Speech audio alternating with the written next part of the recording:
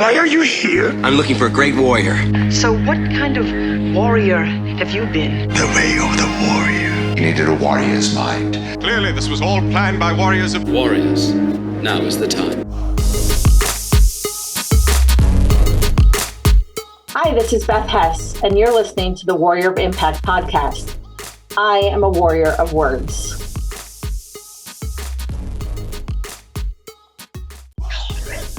So welcome to the Warrior of Impact podcast. I am your host, Michael Rollon, as always with Shannon Matthews, and we have an awesome guest on with us today. This is pretty exciting because this is our first episode that we're going to start doing guest interviews.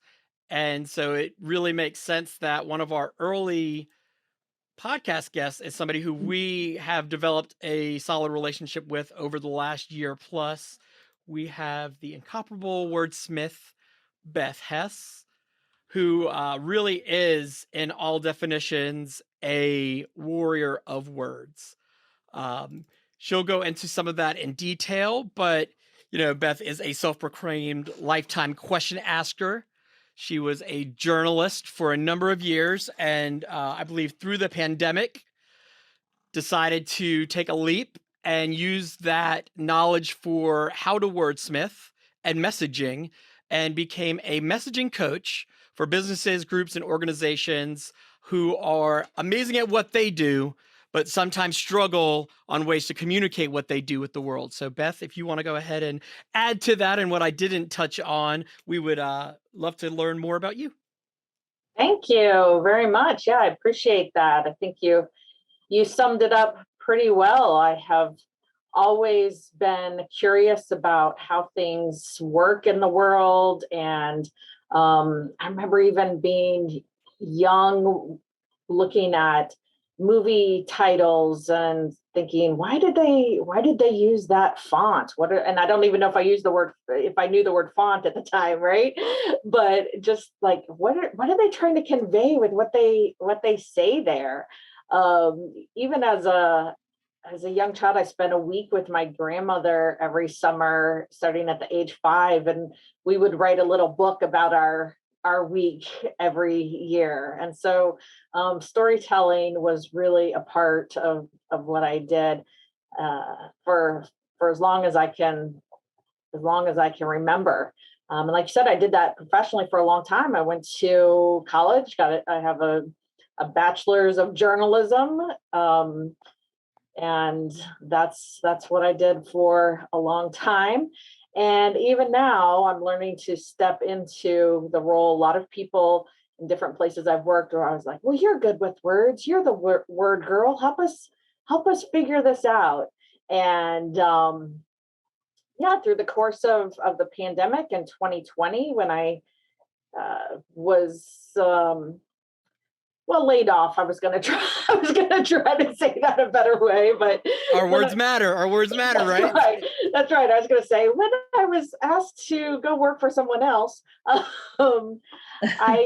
went back to what I know how to do. I'm a writer, I'm a question asker, and it was actually a time when a lot of businesses were really struggling with how do we talk about ourselves. We're used to having, retail stores that would just have drop by traffic. Now we're trying to sell things off of their website instead, or places that were used to being able to have face-to-face sales conversations with people now had to figure out, how do I do this in Zoom, and how do I get them to actually take a meeting with me? Yeah. And, so those words became even more important. So I leaned way into that on a professional side, but always, always, always personally. I mean, if you were to look, well, you can see behind me, I've got, Own You're Amazing up there. This wall over here is all filled with words and things that I keep close. I think it's how we define who we are and the message that we want to put out into the world, for sure. Yeah. So one of the things that I have actually been looking forward to with our conversation, because you and I have talked a lot over the last year on, really the power of messaging. But one of the things that we've never really talked about is that experience from the journalist brain to the business brain. And being in marketing and media, we are surrounded with this push to really use the keywords and to really focus on making your words matter.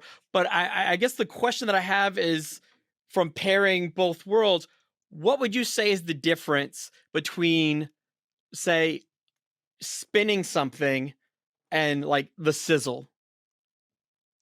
Yeah, yeah, and that is hard, right? Because there was such a push, and I sold advertising and marketing for a while too. So you do have to think about, you have, when you're selling something online, you have two audiences, right? You have your audience, and then you have Google. and, and you have to message to both of them. Honestly, the way I coach them and what I believe is the more you are yourself and you're consistent with that, Google, Facebook, all the algorithms catch on to that eventually, and you end up attracting your own people. Because otherwise we just all start to sound like robots, right? And algorithm speak is a software program. So we don't walk around in natural language and talk to each other as if we were trying to attract a software program. We talk to each other like human beings. And so I think that's the benefit that the journalism experience brought, that I bring in that, is just learning to tell your story. And I know you can definitely attract, that's the way that you have gotten the following that you have, is by just simply telling your story, and people are attracted to the story. And at the end of the day, all the algorithm is there to do is to help make sure that people find what they like and what they need and what they're attracted to. So if you're ultimately serving your people, the people will find you, algorithms will be happy. Right. Yeah. I think that's the duality of it, right? It's that you need to speak to the audience without being robotic, because it's so easy. And I think a lot of people, when they get into marketing or they start really trying to game the system, is they start thinking, well, if I overload this blog post for SEO, it'll be fantastic. Well, yes, you might get ranked, but then if somebody goes to it and it's just unreadable, then now you don't have that audience. So you've appealed to the wrong objective in that sense. Yeah. Right. And now your software is so smart that if you do it that way, if you overload with SEO, it actually ranks you down instead of up, because you get scored on readability also. So if it's not readable for your clients, then you're doing yourself a great disservice. If you think about it, though, you're absolutely right, Shannon. And if you think about it, though, we have always been taught to write to an algorithm, so to speak, even before we knew what that was, like way before technology. I'm turning 48 next week. And so I spent a lot of my education before we were on the internet. But if you think all the way back to even like elementary school, junior high, when we were taught to write business letters or business essays, business memos, all of a sudden there was this different set of language we were supposed to use. Sign things sincerely, right? Like there were different words, there was a different feel, there was this more like step up to the grown-up table. Now if you're going to write about business, now there are more rules, and now we have to be more serious or nobody's going to take you seriously. So we've been trained like that forever and ever and ever. And one of the first things that I have to talk to my clients about all the time is relax, right? like we were actually given a disservice, especially on social media. I mean, it's called social media. You're supposed to talk on social media like you would at a social event. And if you walked up to somebody at a backyard barbecue and started talking about wanting to, juxtapose and realign your your mission with my vision, sincerely, Beth, and walk away, right? It would be like, what was that? So for me, the good news is that the platforms are actually shifting away. They're actually making it easier for us to just be ourselves. And that is what is fun for me, is helping people actually find who they are, find their voice, what feels right to you. And that's the thing that's going to attract your people. So Authenticity is key. Absolutely. I, in a lot of ways, have this, and it's ironic because I have this love-hate relationship with technology-based communication. I think that it oftentimes adds to our ability to connect to more people, but I think at what cost is, we talk about like option overload. We talk about getting your voice lost in the sea of other voices. So I've always been, and to this day, I just started adapting to audiobooks, but there's something about a book in your hand. There's something about, the smell, the experience that you just don't get from like digital algorithm shapes on a computer screen that are made up of letters. So do you feel like we are connecting less maybe now than we were when we would actually go buy the morning newspaper or get our information at a library or a book? Because that's what fascinates me, is like how we communicate, how we connect. And I think that even though we have opportunity, I don't think people take advantage of it the way that we should, because a lot of our time spent is communicating in the way, like you're saying, it's like this social or antisocial approach to it, by boarding up, boarding in, and really being able to be collective to our thoughts and only being exposed to the stuff that we want to expose to, versus having the approach to whatever's out there is all you have, so you soak up more. Yeah, it's definitely that duality between, like, information is not the problem. There's plenty of information in the world, right? You got access to anything you want. I mean, my son, who just turned 17, from the time he was small, I'd be like, where did you learn that? And he's like, YouTube, right? Like, the information is out there if you want to learn it. But it's also easy to ignore outside information these days as well, right? Because you're right. It used to be that the newspaper or the nightly news or the radio broadcast would say, this is what you need to know today. This is what's important in our collective world. This is what we should all be thinking, talking about, acting on, type of situation. And now, I mean, think about it. Facebook literally, we're talking about words matter, right? They literally call it a news feed. You create your own news feed. You decide who serves you the news, right?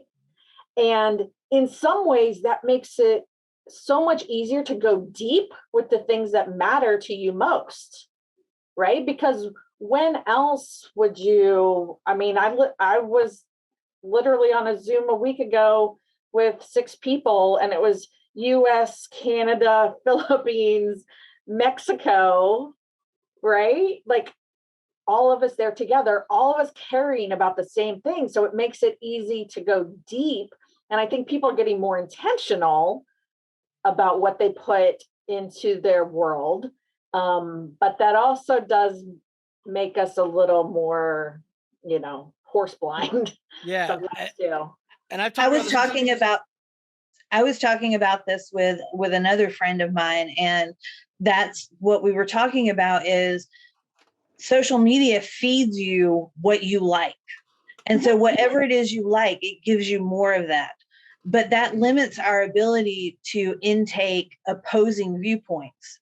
So we're not getting both sides. We're only getting the side that we like, which you absolutely are right. It can put blinders on us and we get swept up in it and we don't even notice it. We don't even notice that a differing opinion isn't there because we've become so blind to only seeing what we want and what we like. Absolutely. Yeah, I think one of the things that we oftentimes forget is everybody with a smartphone, essentially, you're a broadcasting company. Mhm. If you have access to technology, if you have an opinion, even if you're just posting pictures of your dog, which, by the way, please post pictures of your dog. Or cat. Or cats. All right. But you are essentially broadcasting information. And it's the ability to be that source of information that there's a lot of like, with great power comes great responsibility aspect to that, because with the ability to share and have your audience, it's a responsibility. And kind of bringing that back to businesses, it's can we all agree that when it's out on the internet, it's out on the internet? So you need to Forever. understand that what you say, it's super important that it's in alignment, that there's consistency, that there is this continuity of our message. And oftentimes, I made this post a week or so ago. It's, we look for the shortcut, but really the shortcut is doing it right the first time, because how often, and all three of us can probably attest to this, most of the time when we're working with like clients on messaging, it's redoing something that they did wrong the first time, second time, or third time, and really trying to iron out. And that just makes it more work every time you have to go back and, well, that's not what I meant. Well, you can only say that's not what I want, because now you're talking about reestablishing trust in the market and really recreating or rewording the narrative. Yeah. So I think the challenges that I see a lot around marketing and messaging for businesses, organizations, people in general, right? Like just talking about who am I and what do I like. And I'll sidebar here for a second. I mean, in the last couple of weeks, I've had a couple of family members specifically who called me and said, "Hey, I'm thinking about doing something. I just wanted to bounce it off of you, get some feedback. What do you think?" And even in that, maybe it's just the way my brain works and what I do for a living, but even in people making personal decisions about their life, I still was talking to them as if I was like, well, what is the mission of what you're trying to do in this life? Right? And how does this thing that you're considering support that? Because at the end of the day, we put down a pro and con list, but even if the only thing on the con list doesn't feel like something that feels right for me, that's enough, right? So anyway, I say that to say, yes, I work with a lot of businesses and organizations, but we're humans first. It all works for what we're about. And certainly, your audience and that idea of warrior in every part of our life fits there. So one idea that gets in the way a lot is that this is business. I have to be formal. I have to use a certain set of rules. I can't just be myself. The other thing that I have to talk with clients a lot about and remind myself of constantly is that the role of messaging, personally, business-wise, is to be a filter to bring in the people that you want in your circle and filter out the misfits. Yes, and I love that. Right? So big example, I don't personally curse a lot on my page and that kind of stuff, but you see that kind of stuff happening these days. And people will get comments, "Oh, you shouldn't do that." Well, but that brings in their audience and it repels the people that shouldn't be working. Yeah. with them, right? So most messaging right now, the ways that it hasn't been done correctly so far is, one, it's way too formal. Two, it's way too generic, because you're trying to still be everything to everybody instead of set up the filters from the beginning, right? Mm-hmm. If you don't, I call myself the metaphor riddled messaging coach. If you don't want to hear analogies, if you don't want me to talk about your messaging as the bait you use to catch the fish you want, if you don't want that, I'm not your person. Right. I'm not going to change that part of the way I do things. And so it's better for us to figure that out early in the process than later in the process, right? It's like dating. If you have a deal breaker, then don't you want to know that earlier in the process than later? If it's like, I hate dogs and you love dogs, why are we wasting our time? So, or cats. Or cats. I've owned both in my life, Shannon. I'm coming around to the cats, at least from a place of being able to deal with them. So I want to go back to something you said, because this actually really spoke to my soul when you talked about in your personal life, people coming and you naturally speaking to it. So I like to think of that as speaking to your mission. So we talk about we blend our worlds. Like, I'm not a coach when I'm with clients. I'm not just in the world of media when I'm doing stuff with clients. It's who I am. So my brand is an extension of my personality. So I think about it as like, yes, it doesn't make sense at a networking event to say, oh, the juxtaposition, sincerely, here's my card, bye. But if you are a literature major who is working through Shakespeare, and I am an avid Shakespeare, you could tell when I go in one of my Shakespeare's binges, when I start throwing around, this old proper English way of speaking, it makes sense because that's living into and speaking your mission. Yes. I don't say warrior as an adjective. Like, warrior is a noun, warrior is a verb, warrior is all of it, because it breathes life. It is a living object in my world. And so by speaking to the mission, if I have a conversation, whether it's with my daughter about something we need to process, a friend, or a client, it's all going to be that same flow of language, because it's the organic flow of who I am by speaking into our mission. And I think that that's what you're overall saying, like in that sense of like how you naturally flow conversation through business, and then relating that to things like copy. Yeah. It's a filter for sure. Michael, you shared your story of the things that you went through as you were young, and you were made for more than this, meant for more than this. Meant for more. Yeah. Meant for more. Right.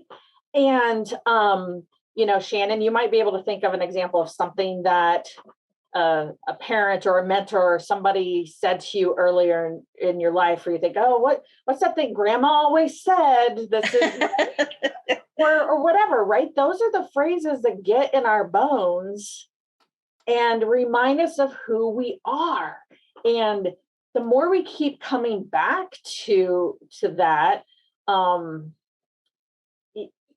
it just, they're like the anchor, right? They're our anchor point.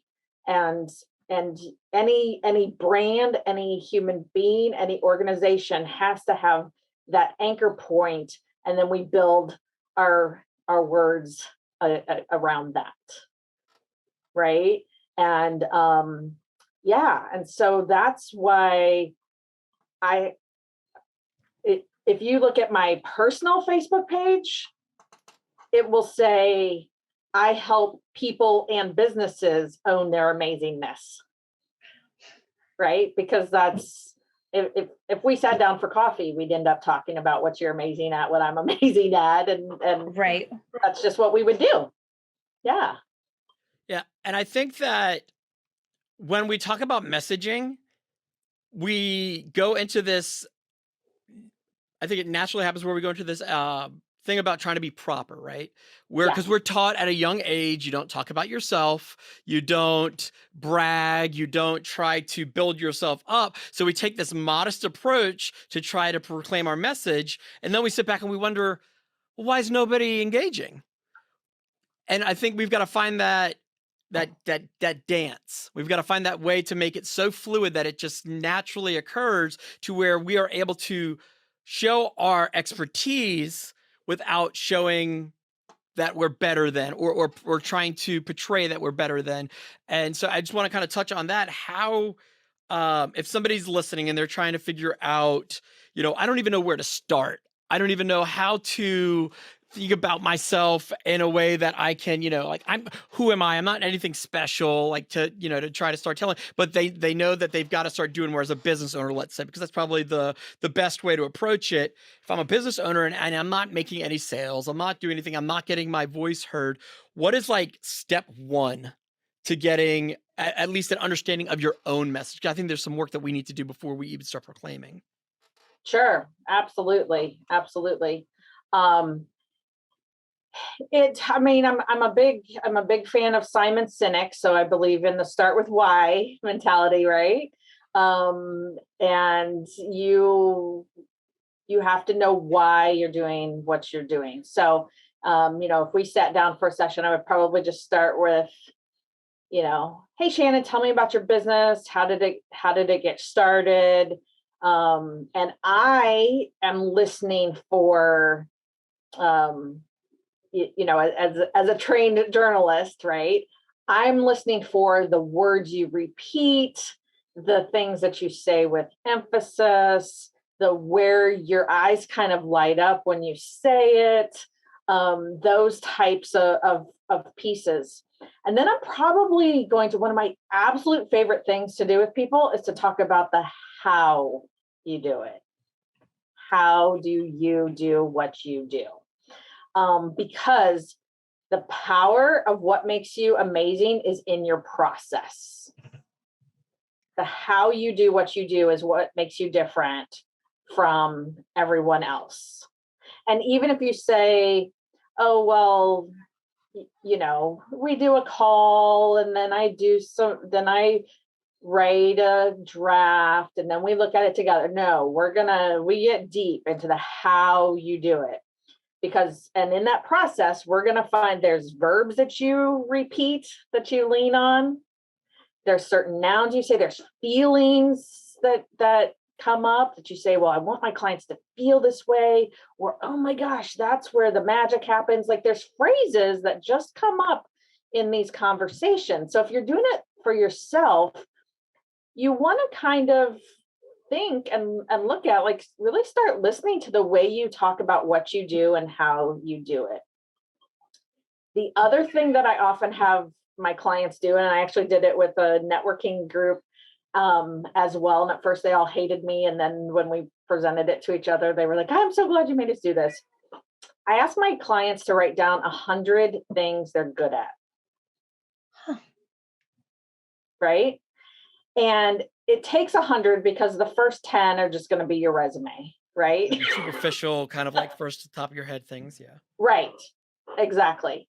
But then you either have to get way more specific or you think in bigger scope. So my 100 things list includes things like, I'm good at asking questions. I'm good at writing. I'm good at editing. I'm good at spotting which font is being used, and right, those types of things. I'm good at making people feel comfortable.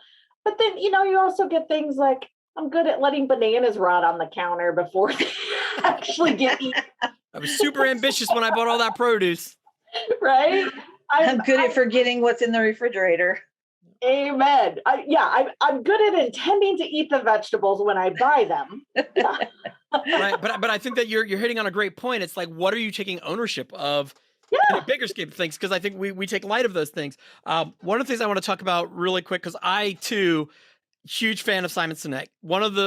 It Starts With Why was one of those pivotal books for me that I read that really changed my scope, because I think we are really good at the what. I think most people, when you find something, you're good at the what, but the how and the why are two areas that are really the reasons why people hire people like us, because they're really specific areas that you got to sit with and process. Case in point, you said, you when you hear people get excitement, you kind of feel those things. Those are a lot of things that I see too. obviously in the world of Zoom, I've got to really rely mostly on body language, but I think that's the same thing. So case in point, earlier, I was talking about books and I saw through the screen, like you took that, Yeah. like, that's like me, like I've got like my bookshelf full of books that I'm just like preparing to read, but I see, it's that same, right there. yeah, it's that same body language approach of like, oh yeah, no, we hit on something that we can connect on because it's that, yes, books. And it's no different than like when I say warrior, it's that, it's with an exclamation point, even if it's in lowercase. And so you emphasize those things. And then when we find that how and the why and understand the process, understand the purpose, it's only then that the what actually even matters in a lot of ways. And that's maybe not to speak to sensitive ears, but I mean, that really is. If you think you're doing what you need to do and haven't really figured out the process or the route, you're really just scratching the surface. Yeah.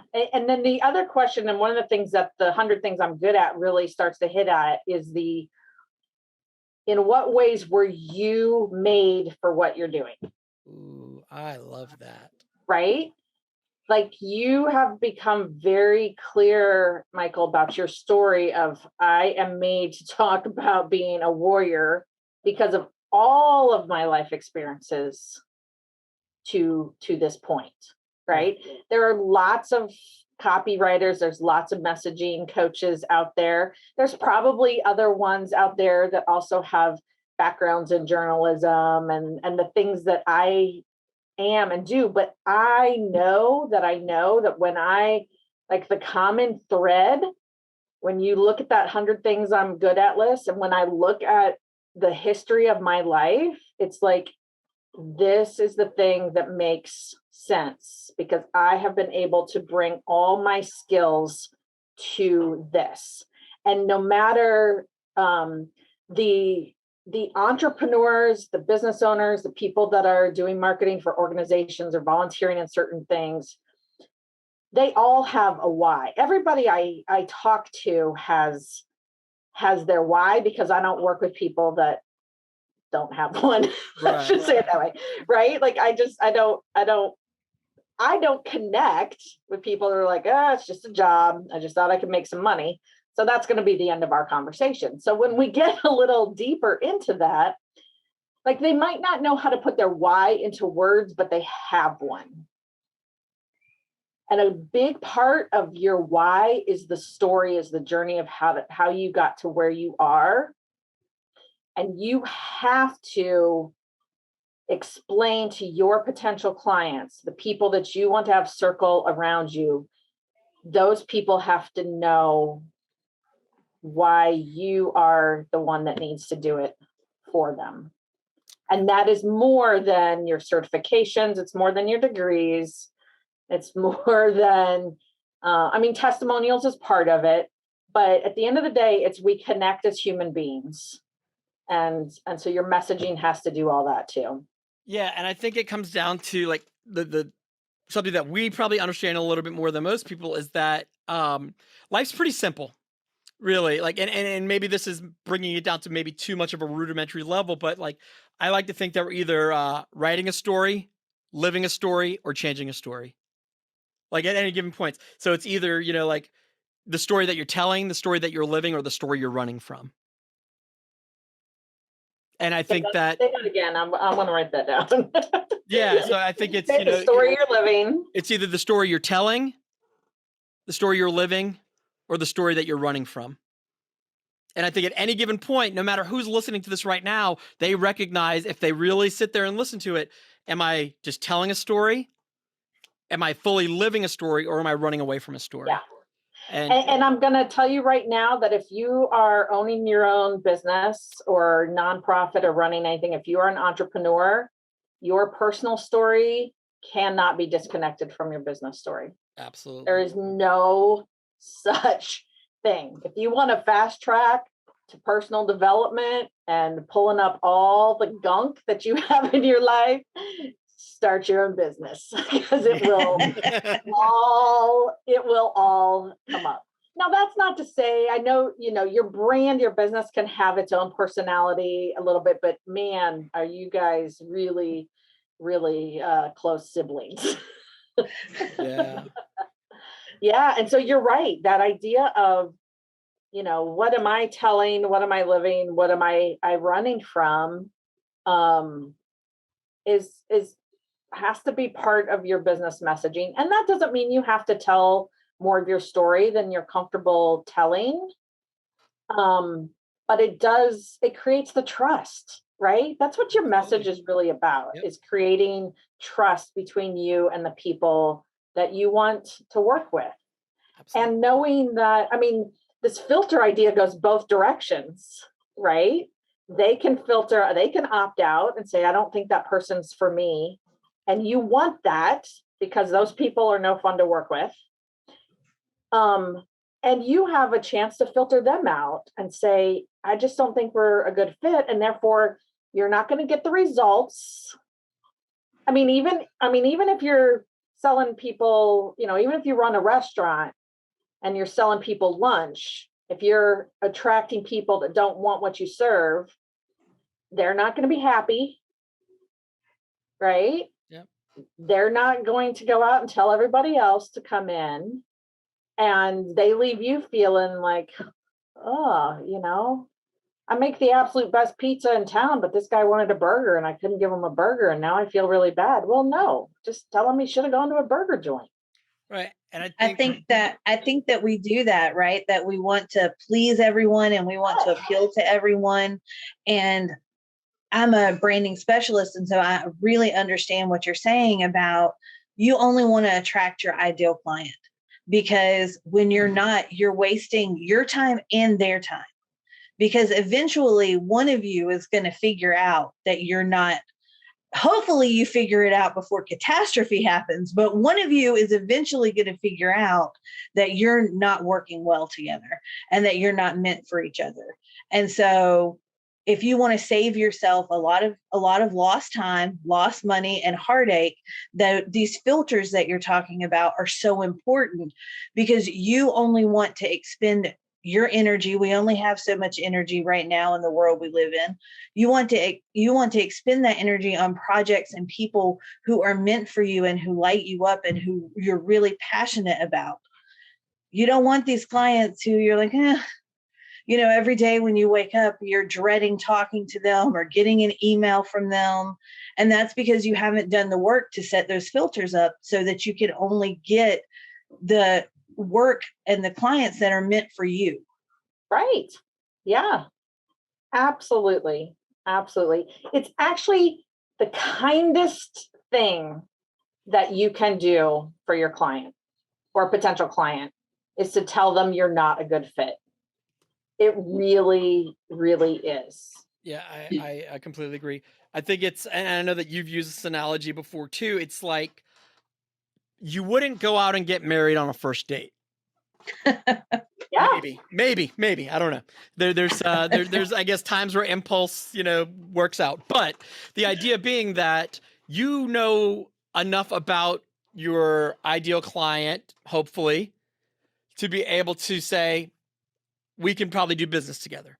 That doesn't mean, though, that every ideal client is still going to be the right client for the full scope. It's like I offer the service for this ideal client, but then we have to take into account, are they the type of personalities that I can work with? Are they, have expectations been set? Are boundaries being respected? Because on paper, just because somebody checks 6 out of 7 boxes doesn't mean that they are still perfect for you. And it is that beautiful, syncope where it's you're right for them, they're right for you. And it's in marketing, it's an unrealistic expectation to hire a marketing company and expect magic to be done right away. That's why we were like, you got to look 3 to 6 months down. It's really analytics driven, like a real marketing, media, copy, branding, any business that's doing those kind of services, they're going to really be analytic heavy, because that's we're tracking metrics versus relying on human emotion and thinking, because that's and we kind of live in both those worlds. Personal transformation really does rely on the emotions, but we still got to track that. And how we track that is by saying, okay, what actions are people taking? Yeah. So one of the analogies that I use the most, you're right, is that marketing is matchmaking, right? Like when we break it down into thinking about trying to bring people into a relationship, trying to get people to say yes to something, it just kind of, it just makes sense. And so I have a monthly membership group. I've got folks in there. We meet once a month. We do some actual like workshop type of word type things. And so earlier this month, the project that we did together in that group was writing a dating profile for your business. Okay. Because if you think about the template of a dating profile, it's I'm this, I'm seeking this for this kind of an experience, right? Yep. And that's the part that we don't talk about in business. We're just like, here I am, I'm seeking everyone for anything, right? If you really think about it, it is. It's like, I have this product, I have this service, here I am. Yeah. And what we don't do is say, this is who would be a good match for me. And this is what I expect we will both get out of this relationship, right? Because one of the things that we don't talk a lot about in messaging is what the client's role in this outcome is going to be. Yes. I actually, I think that's such a good point. I can't help but chuckle to think that if we're not doing that, it's like saying, my business is just here for a good time. I'm just here for a good time. Not here for a long time. Just yes, absolutely. Yeah. And that's okay. I mean, if your business model is, I sell widgets on the corner and you don't care about seeing those people later, then that's possible, right? Okay. I was thinking when you said that for me, my most successful clients, we're in a long-term relationship. We work together over several projects that they have, or they bring, other clients to me, which still extends out our relationship. And so really and truly, that is a great way to think about it, is a dating profile. And you're looking for that perfect long-time relationship with the right client. Yeah. Or you're not, you're looking for, I'm looking for a date to my cousin's wedding, right? Like, that's okay. That's a business model. Right. I think that we but put both that parties need to know, what are we looking for here? Yeah. And we don't set up our businesses like that at all. And that's when, unmet expectations is when people get upset, Right. like personal business, anything, right? So when a client comes in and says, well, I was expecting you to do this, and you're like, well, I was expecting to give you that, that's where the problem is. And so that's how your messaging becomes a filter, is because you get really, really clear of, I need you to do this, and I'm going to do that, and here's what's going to come of it, and this is what you're going to get out of it, and here's what I'm going to get out of it. And if that's not what you want, you need to, lose my phone number. Yeah, I think, and it blows me away because I do work with, even in the coaching, I work with a lot of business owners. In fact, I would say a majority of my coaching clients are business owners who are doing the transformation work. And it blows me away when I ask them this question, well, what expectations and boundaries are you setting when you take on a new client? So for me, a big one is communication. I am a big time communicator. But with that being said, I had to learn the lifestyle balance at a young age, because when I was young and first started getting into the entrepreneurial game, I wanted to please everybody and I'd be on the phone. I remember leaving my house at 11:30 at night one night to go meet a client for a 5-alarm fire kind of approach, which is ridiculous now. The idea of doing that now at my age and, how long I've been in the world of owning businesses and fulfilling services is just absolutely asinine to think about. But It took me that time to do it, versus when I meet a client now, I give my clients my number, but I say 5:00 is my cutoff for communication. You can text me, but I will not respond till the next day, even if I'm available, because that's my time with my daughter. That's my boundary time. And I'm wrapping up stuff. So that way I close my laptop at 7. Like, that's just, that is clear. And that's important. And then the expectation, like you said earlier, is if I'm making content or we're doing something, here's the packet. I need you to do this by this date. If you're not done by then, we can't move forward. And then it pushes back to the next time that I'm free because I've given you, and that's the partnership, right? You wouldn't put up with that in a relationship to say, I can't do this next step till you do this. And then they put that off. And then when they finally do it, expect you to, like I was on a different timeline than you. So now we have to be clear about that. So, this is all really good stuff. I love that. Yeah. No, I was reminded of again this morning. I was catching like day 2 of a challenge of another coach that I was listening to, and she came right out. She said, some of you are asking me about what's the next step. I'm not going to tell you that until day 4. We're not there yet. But I will tell you right now that if you're not ready to put in the work, if you're not going to do this, if you're not going to do that, this is not going to work for you. And I thought, some people might go, oh, well, that's kind of arrogant. I was like, amen, right? I don't think it's arrogant at all. I set out clear expectations for my clients, and I'm sure you do as well. And that is when you're in the branding world, I tell my clients all the time that we work together. It's not just me, it's not just them, but there are clear expectations that they have to do the work. I can't define your ideal client for you. I can't get in there and really tell you what your business values are, what your business vision is. You have to do that. And if you cannot set down that foundational work, you are not going to be successful. And anybody who tells you any different is lying to you. Right. And so the question then becomes, Shannon, is where in your process do you say that to people, right? Like, where have you set that filter? Is it in your social media posts where people just know, okay, this isn't going to be a good fit, like early in the process? Or do you let people get too close too long and it's not until we're in a sales conversation, right? And I'm not picking on you specifically, obviously, but no, it's at what point do you, I encourage a lot of people. I review sales pages for people for like programs and stuff they're doing. And I say, you put it right there. This is what you will have to do. If you don't want to, then please don't sign up. Yeah. And I think a lot of people hide those expectations in like a client contract.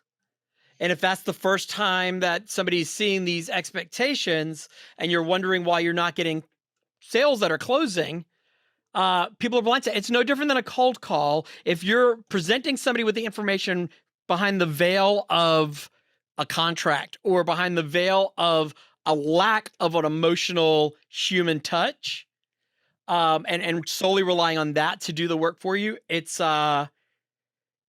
bold statement, maybe harsh. It's a coward's approach to taking your stance of your boundaries. I get it. And I understand why people do it because it's uncomfortable sometimes to declare those boundaries. But what's a lot more uncomfortable is having to go through the process of telling somebody why you can't give them a refund or why the work is not coming together the way you thought or having failed business.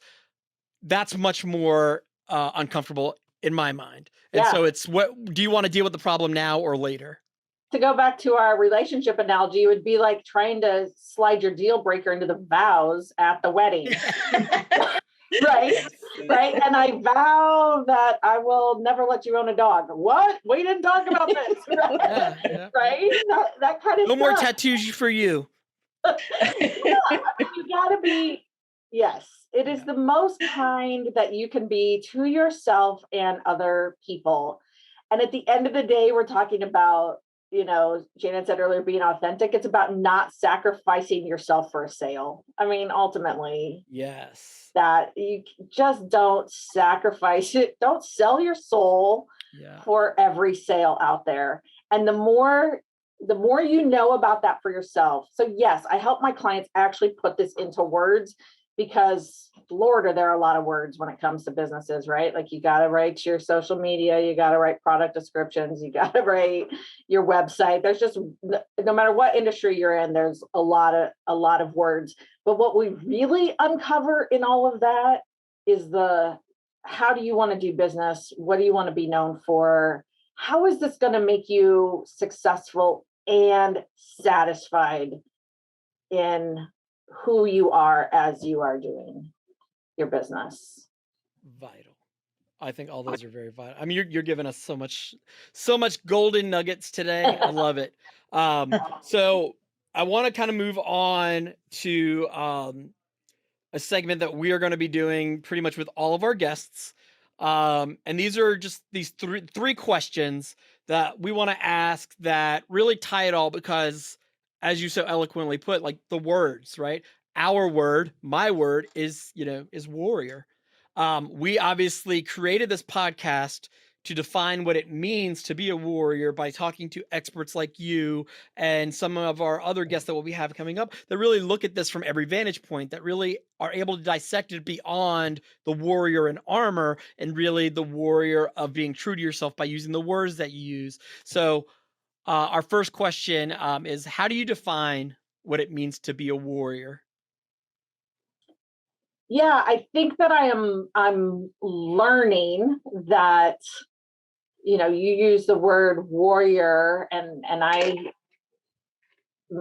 my language is more around amazingness, right? Like you are amazing. Everybody has a nugget, multiple nuggets of amazingness. And it's those same elements that you talked about of what it means to be a warrior, of being real, not always, which means not always getting it right on the first try, right? The continuing to get back up, and grace is one of my core values. And so I think that the warrior is about, if you literally think back to the concept of a warrior, I think of like somebody running into battle, but usually they were under some kind of a banner, right? Or a charge, or a, go get them kind of idea. And so to me, being a warrior just means I know what my why is. I know what my charge is. I know what banner I'm fighting under. And I'm gonna keep standing up for that. That's the hill I'm willing to die on. The hill I am willing to die on is that every person is amazing. People need what you have in this world. And when you own your amazingness, you find your people. That is perfect. Perfectly goes into our next question. So our second question, and these are just our prompts of, really, I think, understanding how we can to do this is, how have you demonstrated that in your life? How have you demonstrated that definition? And I think very well put over your shoulder there is own your amazing. Yeah. How have you owned your amazingness from your perspective? Gloat on yourself for a minute. Yeah, I'm not sure that a year ago I would have told you that I had, if I'm really honest, right? Like, I'd done a lot of things. I knew that I was good at various things, but I don't think that I had dug into my own story, that I'd looked at my own path of, oh my gosh, all of this led me to here. Right? Like it's all telling the same story of my life. And there was a tendency to do the comparison in that too, right? Of, well, but I haven't had to this, or I haven't overcome that, or my experience hasn't been. And so, yeah, I think the way that I have learned to embrace that is, one, noticing the warrior in other people, and yet recognizing the humanness in their stories, because warriorness is not a competition, right? Right. And saying, here's what I admire about those people, and then learning to recognize what other people admired in me so that I could admire it in myself as well. And that took out some of the comparison game. And when there's room for all of us to be amazing, and there's room for all of us to be warriors, and there's room for all of us to be successful entrepreneurs, and there's room for all of us to connect to the people that we're meant to connect to in the world, that's just, I mean, that's the place I want to live out the rest of my life. Absolutely love that. So what would you say is the one piece of advice that you can give someone for them to live into that definition of being a warrior? What is the one piece of advice that you would give to somebody to live into owning their amazingness? Yeah, I think it starts with the recognizing your own strengths, right? Like I would tell you to go write down 100 things you're good at. I'm actually going to do that when we get off. I hope you will, and share it with me too, if you feel so led. I would love that. A lot of my clients and friends do that, because then the first question I have after you do that is, what did you learn about yourself in that process? And there's almost always some themes of, well, just, it all seems to be about helping other people, or so much of it is about, this particular pastime or hobby, or, gee, I'm better at teaching people than I thought I was going to be, type of thing. And, get feedback, ask other people, hey, what am I good at that I probably don't notice? Because that's the other thing that having to get to 100 things that you're good at does, is it makes you dig into the things that you're like, well, isn't everybody good at that? And the answer is no. No, they are not. Yeah. And in fact, this other coach, her name is Lisa Johnson, and she said a phrase this morning. I'm gonna give her credit for it, even if she stole it from somebody else, because that's what us coaches do. But she said this morning, your knowledge is not common knowledge. I like that. Your knowledge is not common knowledge. And I think we're getting a little, I might be getting a little off your question here, but especially in Western culture, we're really big on this, like, it has to be hard, and I have to achieve this, and I had to do a lot to call that an accomplishment.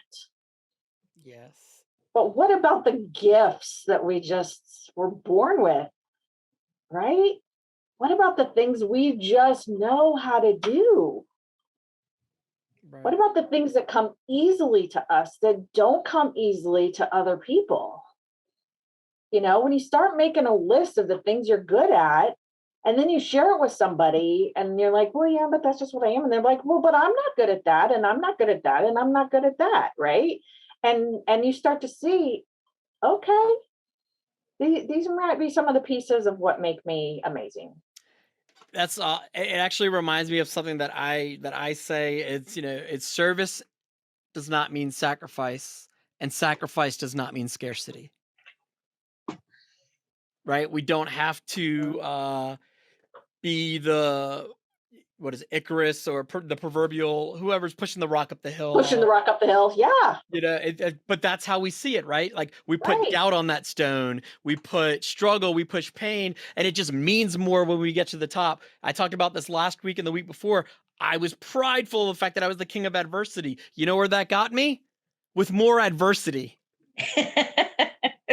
Because I sought it out. I was looking for adversity to prove myself, and I realized that's exhausting, and I don't want to do that anymore.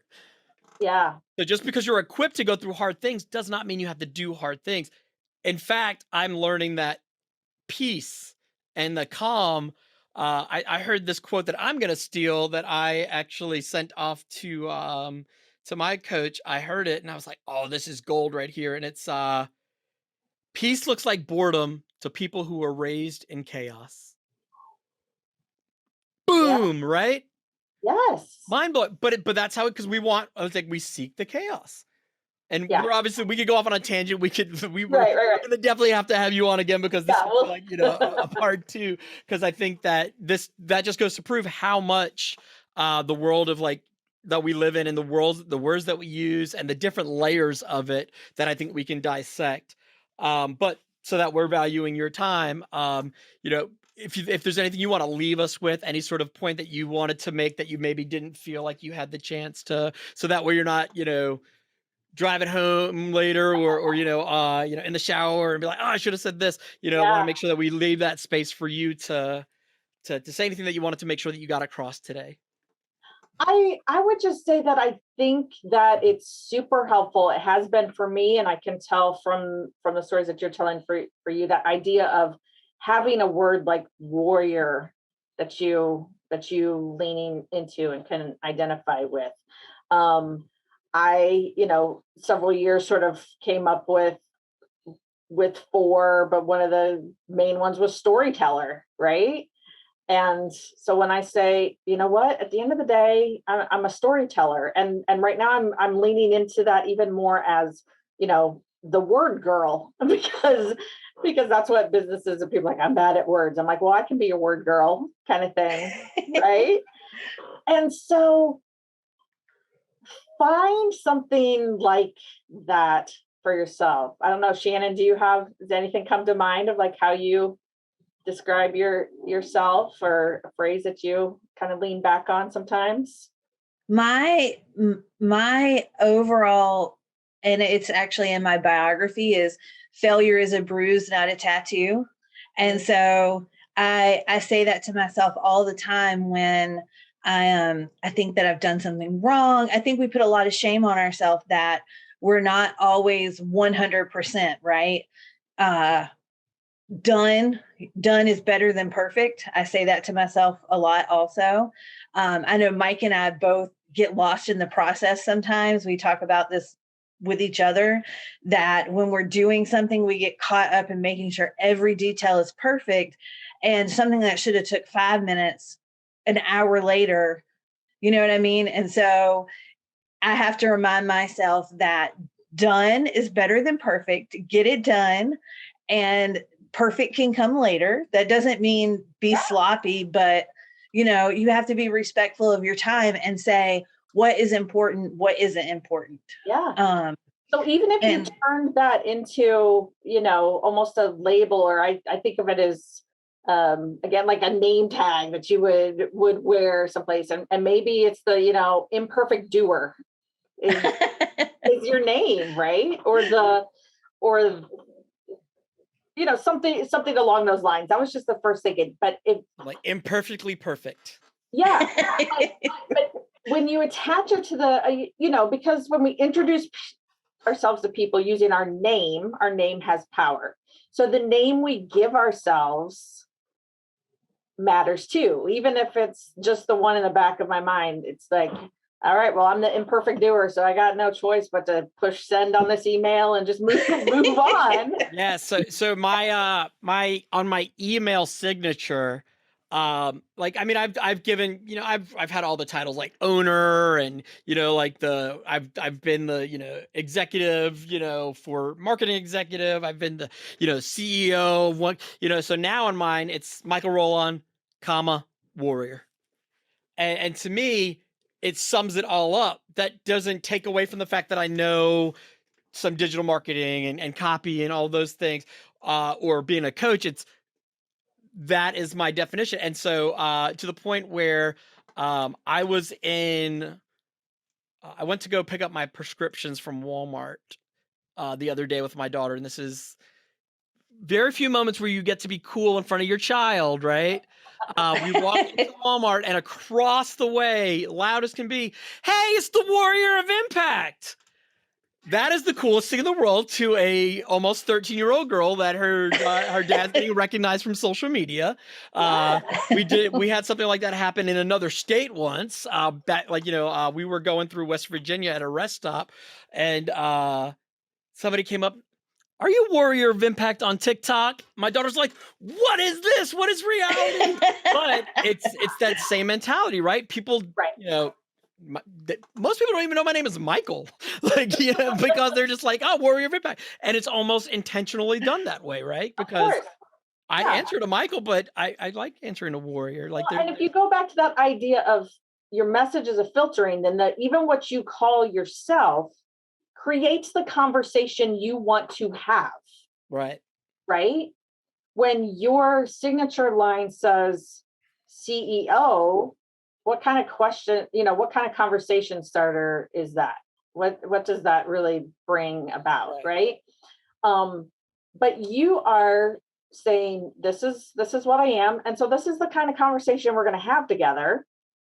And if you connect, then we connect. And if you don't, that's okay. But we filtered that out early in the process. Yeah. If ever we get to the point, or when we get to the point of growing the business to the point where we have to operate from a C level, I think I'm just going to be CW, the Chief Warrior. You've inspired me, Beth. You've inspired me.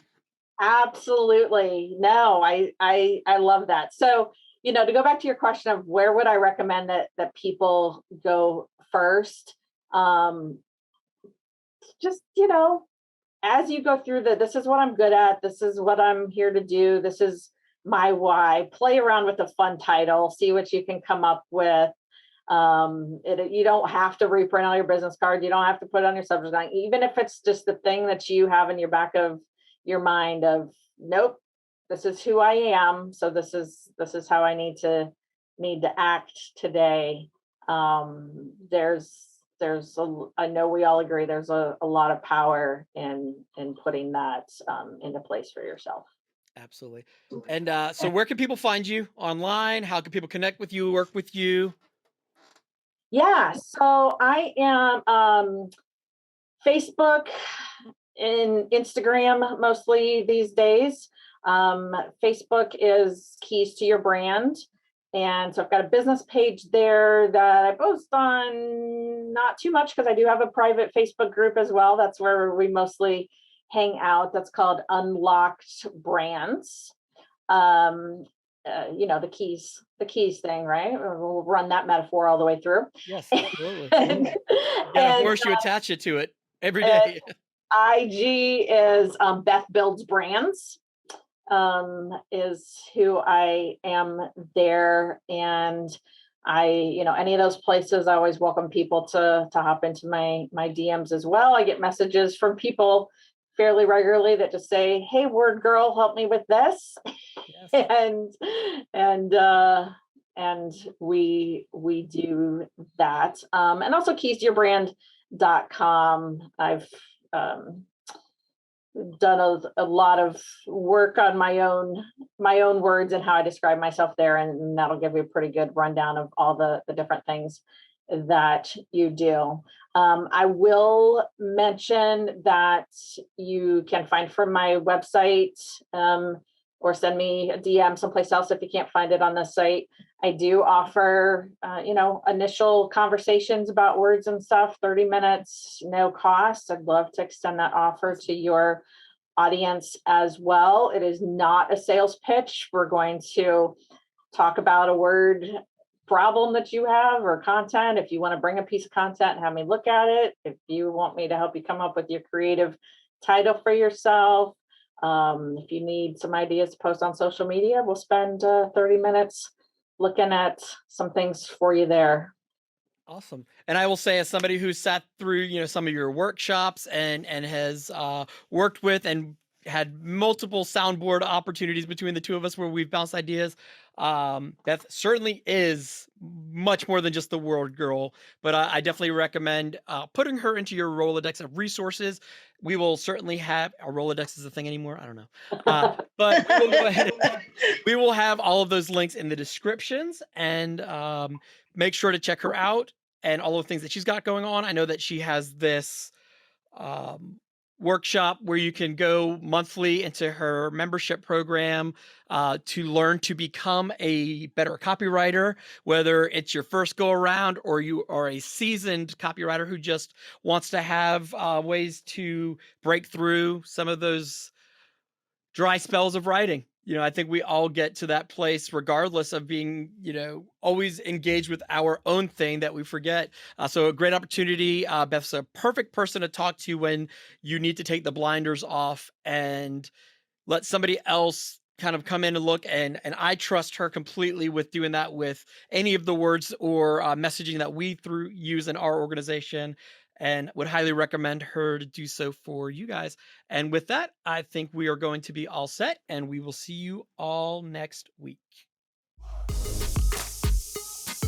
Hey Warriors, it's Michael, and I want to thank you for listening to the Warrior of Impact podcast. Make sure that you subscribe to us on your favorite streaming platforms and leave us a 5-star review. For more information, check out warriorofimpact.com.